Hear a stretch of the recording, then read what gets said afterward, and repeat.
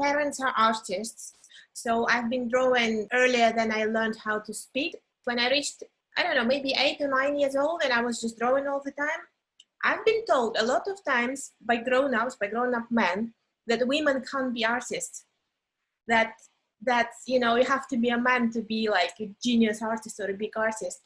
And that kind of discouraged me a bit, although I still wanted to be around it. So I ended up becoming a graphic designer because it was, they still told me, oh, it's men's profession. But I mean, it felt less ambitious. Like Russia was the first country to give vote to women still. It's quite patriarchal country. And I mean, women can do things, women can do anything, but they also have to be beautiful and look after children and clean and, you know, do the dishes. So it's still on them. So you have like 3 jobs, you know. And I moved here, I moved to London, and I started seeing different life, different, you know, more ambitious women. Well, it's not maybe that even, I don't know. But at some point I thought, why don't I have, well, all my heroes, my role models are men, you know?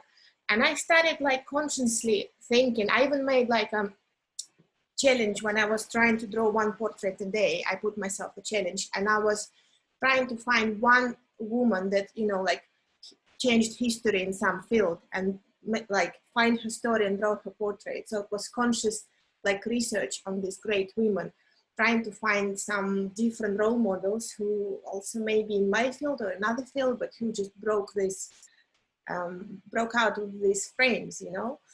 And speaking of influences, I think, of course, I'm influenced by Russian art, beginning of 20th century, you know, like Russian avant-garde and Malevich and Petrov Vodkin, if you know, but probably you don't, but it doesn't matter. There were some great artists, which are actually painters, but it doesn't matter. I mean, they influenced me. And also Picasso and Matisse. And strangely, also subculture of 60s, you know, like 60s music and 60s, like, I don't know, like Yellow Submarine and all this stuff. And I think these 3 things weirdly mixed in my style. So like Russian avant-garde, Picasso, Matisse, and, you know, Yellow Submarine.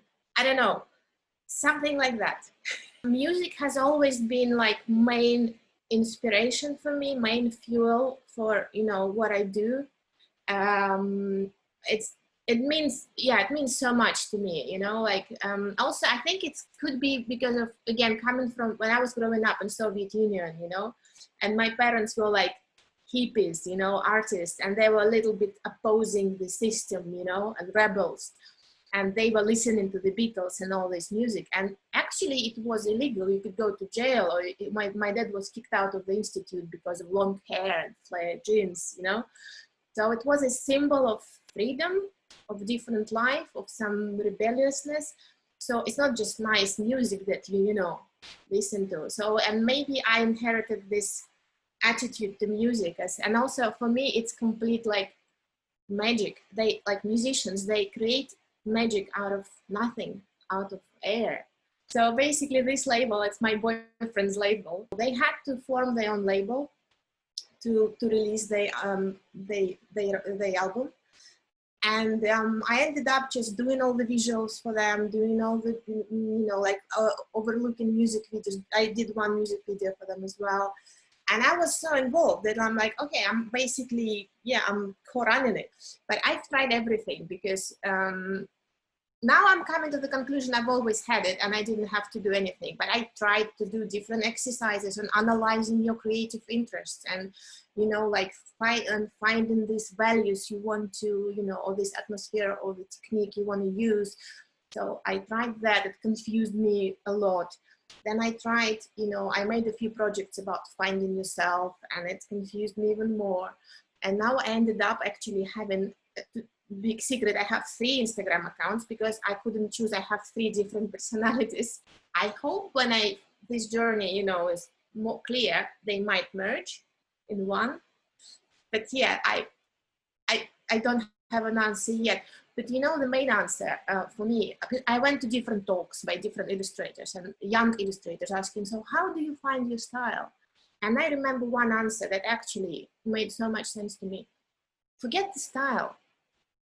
You have it. Just the main thing, don't lose fun. You have to have fun, because when you lose fun, you know, anything else is just, it doesn't make sense. When you have fun, you have the style.